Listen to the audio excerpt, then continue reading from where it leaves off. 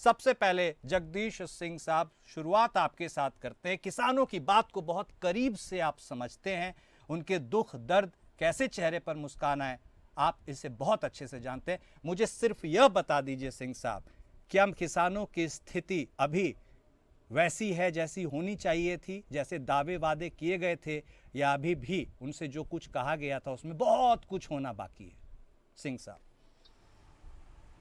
शुरुआत तो हम इसी बात से करेंगे कि देखिए, एट प्रेजेंट जो भी परिस्थिति है, सरकार एवं किसान भली भांति समझ चुके हैं कि सरकार जो भी कह रही है करने का कोई इरादा नहीं, और किसान अपने आप अपनी परिस्थिति से जूझने के लिए तैयार है और जूझ रहा है।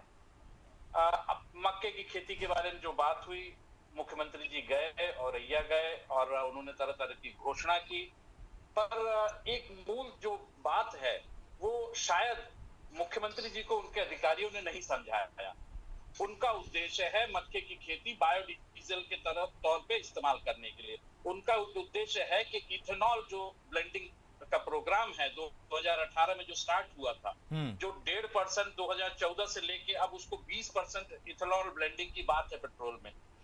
इसी के उद्देश्य से मुख्यमंत्री जी चाह रहे हैं कि हमारे कुछ जनपद मक्का की खेती अपनाएं।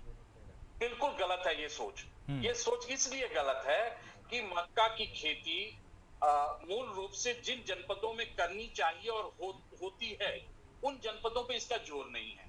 एक बात अगर देखा जाए तो प्रयागराज, आजमगढ़ और ये सारे जो जिले हैं, यहाँ मक्का की खेती सफलतापूर्वक की जा सकती है।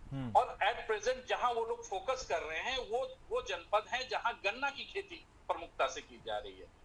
एक एस्पेक्ट ये है।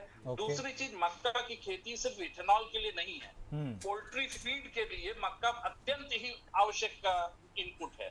और अगर हम उसको फीड से हटा के मक्का को इथेनॉल ब्लेंडिंग में ले जाएंगे तो वहां पे क्राइसिस होगा, फीड स्टॉक क्राइसिस होगा।